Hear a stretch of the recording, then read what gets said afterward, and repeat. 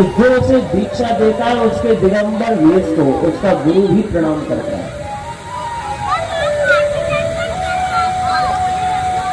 पिता को भी एक बार को संन्यास्त पुत्र को प्रणाम करने में पाप नहीं है, लेकिन जिस माता ने जन्म दिया है, शास्त्र कहते हैं सर्ववन्येन यतिना प्रसुरवन्ध्या प्रयत्नता।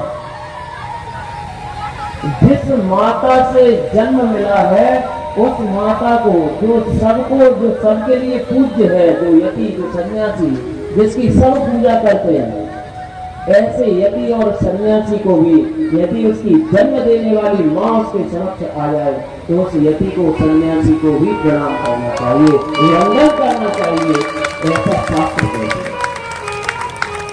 इसीलिए ग्रंथ कहते हैं पिता से भी 100 गुना ज्यादा माता की महिमा है। पितुर 10 गुणा माता गौरवेणा प्रतिरिच्यते, माता का गौरव अधिक है।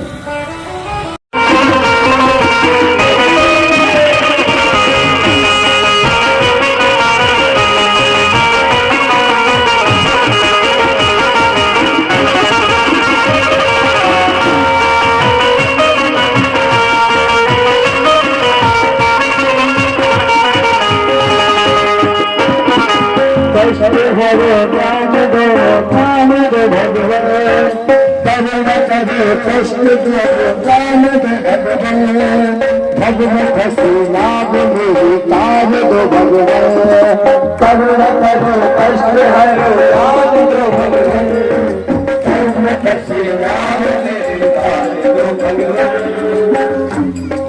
करुण जगो कष्ट हरो जान दो भगवान, भगवत लाभ मेरी ताज दो भगवान, करुण करो कष्ट हरो जान दो भगवान, भगवत लाभ मेरी ताज दो भगवान। हो दर्द की दवा तुम्हारे पास है, दर्द की दवा तुम्हारे पास। सुप्रसिद्ध कालिका मंदिर के पास बहादुरपुरा गाँव में जो आपकी कथा चल रही है, कथा का क्या उद्देश्य है और लोगों को क्या सीख लेनी चाहिए? देखिए, यह श्रीमद् भागवत महापुराण की कथा चल रही है और भागवत का अर्थ ही है, भागवत अर्थात भगवान। तो इसका उद्देश्य भी एकमात्र यही है कि हम सबके जीवन में सर्वप्रथम भगवान हैं। सनातन धर्म की यह सबसे बड़ी विशेषता है कि हमारे यहाँ धर्म में हम जब भी कोई कार्य प्रारंभ करते हैं तो भगवान के नाम से ही प्रारंभ करते हैं। हमारे यहाँ कोई भी कार्य प्रारंभ होता है, कोई भी शुभ कार्य हो, पहले हम भगवान को ध्यान करते हैं, भगवान को याद करते हैं। तो बस इसी परंपरा को सतत हम बनाए रखें, हम आगे भी इसी प्रकार से परमात्मा को याद रखें। श्रीमद् वाल्मीकि रामायण में एक बड़ा ही सुंदर प्रसंग आता है। श्री हनुमान जी महाराज जिस समय समुद्रोल्लंघन कर रहे थे, उस समय मैनाक पर्वत जब आए तो मैनाक पर्वत ने और हनुमान जी महाराज ने वहाँ पर उनकी बातचीत हुई। उन्होंने कहा हनुमान जी से कि हे हनुमान जी महाराज, आप कुछ समय के लिए विश्राम कर लें। हनुमान जी महाराज ने स्पष्ट शब्दों में कहा, राम काज कीने बिनु मोहि कहाँ विश्राम। जब तक मैं श्री राम का कार्य नहीं कर लेता पूरा, मैं विश्राम नहीं करूँगा। लेकिन जब उन्होंने कहा कि आप विश्राम मत करो, लेकिन आपके आने से, आपके दर्शन से मुझे शांति का अनुभव होता है, तो आप थोड़ी देर रुक ही जाओ।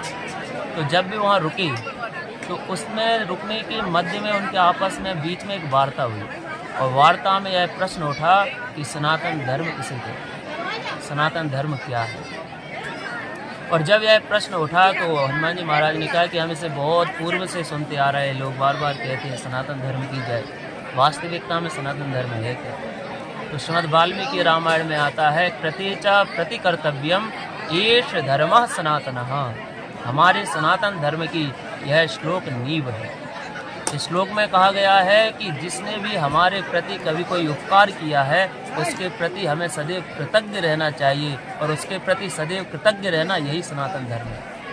और इसी सनातन धर्म की यह हमारी नींव है। इसीलिए माता पिता ने हमारे प्रति बहुत उपकार किए, गौ माता ने हमारे प्रति उपकार किए, संतों ने महात्माओं ने हमारे प्रति उपकार किए, इसलिए इन सब के प्रति हमें कृतज्ञ रहना चाहिए। आज के दौर में महाराज जी सनातन धर्म का प्रचार प्रसार जोरों पर है, सभी संतों के द्वारा हो रहा है, हिंदू राष्ट्र की मांग भी उठी है। इसको लेकर क्या कहना चाहिए? देखिए ऐसा है कि हिंदू राष्ट्र तो है ही, हिंदू राष्ट्र है तभी ये सब कथाएं चल रही हैं, तभी ये सब कार्यक्रम हो रहे हैं और तभी आप ये प्रश्न भी पूछ रहे हैं। अब केवल देखिए ऐसा होता है जैसे मांग उठती है कि गौ माता को राष्ट्रीय पशु घोषित कर दिया जाए, मांग उठती है कि गंगा को राष्ट्रीय नदी घोषित कर दिया जाए, लेकिन हमें यह विचार करना पड़ेगा कि जिन जिनको हमने राष्ट्रीय घोषित कर दिया उनकी अभी वर्तमान में क्या स्थिति है। क्या केवल राष्ट्रीय घोषित करने से जो हम चाहते हैं वह हो जाएगा? हमारा उद्देश्य राम राज्य का है, वह राम राज्य कैसे होगा इसके लिए हमें प्रयासरत होना होगा। अगर हम कागजों में लिख भी दें हिंदू राष्ट्र तो उससे कितना परिवर्तन होगा, यह विचार नहीं है। आपके द्वारा महाराज जी जो कालका मंदिर है यहाँ पर, और एक अपील की गई है कि यहाँ पर मांस मुद्रा चढ़ाना, शराब चढ़ाना प्रतिबंधित होना चाहिए, इसको लेकर क्या कहना चाहिए? देखिए ऐसा है, श्रीमद् भागवती कथा चल रही है, यह ग्रंथ अभी भी हमारे सामने ही रखा है। इसमें एक कथा आती है राजर्षि प्राचीन वर्ही की।